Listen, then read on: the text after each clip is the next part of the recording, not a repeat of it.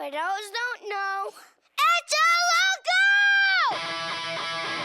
Hey everybody, welcome back. It's Monday. You know what time it is. It's tea time.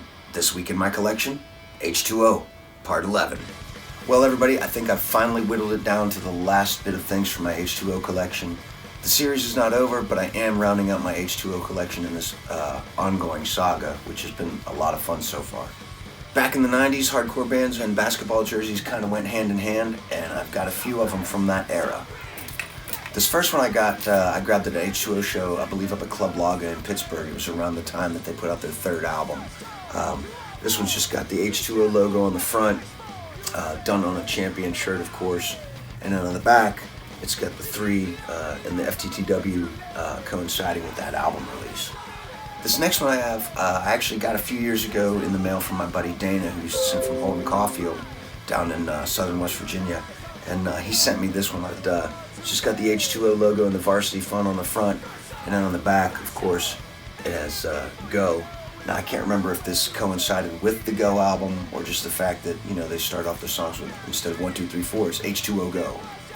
And of course, I've got one more basketball jersey, so I picked this one up, I think on the Nothing to Prove tour.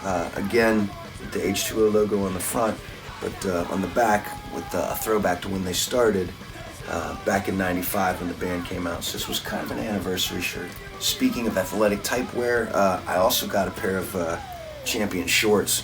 I picked this up at the Roseland Ballroom show up in New York. These have been worn enough, they're kind of wearing out, just with the H2O and the Nothing to Prove logo on the right-hand leg. Just another something to have to add to my collection. It was cool to pick that up at the show.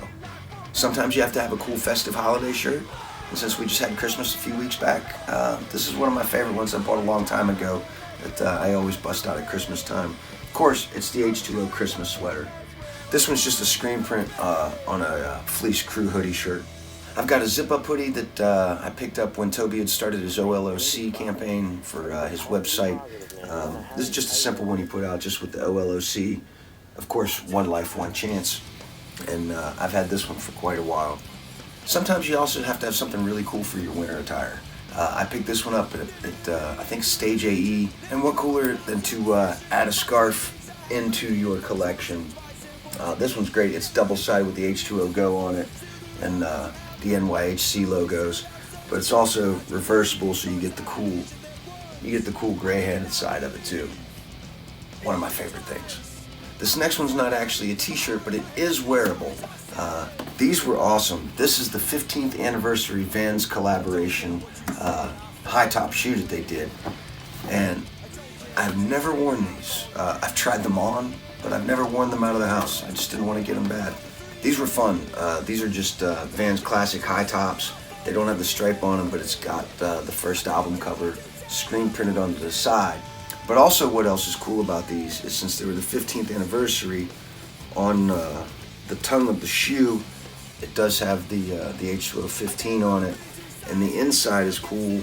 I'm not going to pull these out, but the insoles on the inside have the lyrics to the song 5-Year Plan printed and written on the lyrics on the inside of the shoe, which is another cool bonus. No one can see them, I can, and that makes me happy. Probably another reason why I've not worn these out. Along with the shoes, they also came with a limited edition little deck of cards, which are really cool.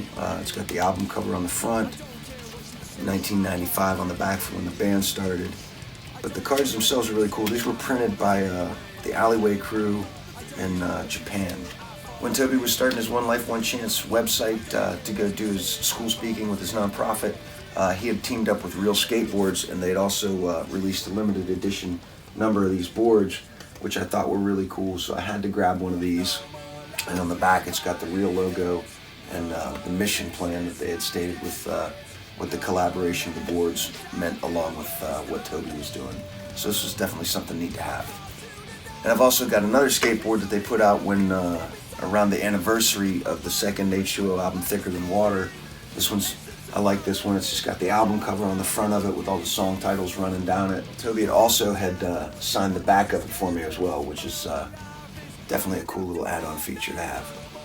And then the last thing that I have in the H2O collection, again, non-wearable, but this was really neat. My buddy Jamie from my band Law Abiding Citizens, he picked me up this Toby Morse bobblehead. These were limited to like 500, and I think I have it number 331 down on the box. I keep him in the box most of the time. I took him out for today. He's sitting here. Unfortunately, the glue that holds the spring to the body has busted off before I even opened it. So he doesn't move much, but he is numbered, and if his head doesn't fall off, which I think it's going to, this was really cool, like a little adaptation of Toby, and it's got the H2O on the pedestal, and of course his name down on the bottom. Just another neat little thing to have. Well, there you have it. That's my H2O collection. It took us a long while to get through all of them. Again, this is the most t-shirts and sweatshirts and merchandise that I have of any other band. Obviously records and signed posters. But this is tea time, so that's what I was focusing most on. And I appreciate you guys checking in and always watching every week and seeing what's going on. We've all got a level of geekdom. H2O is one of mine. Thanks for tuning in, guys. I'll catch you next Monday with another one. Until then, take it easy.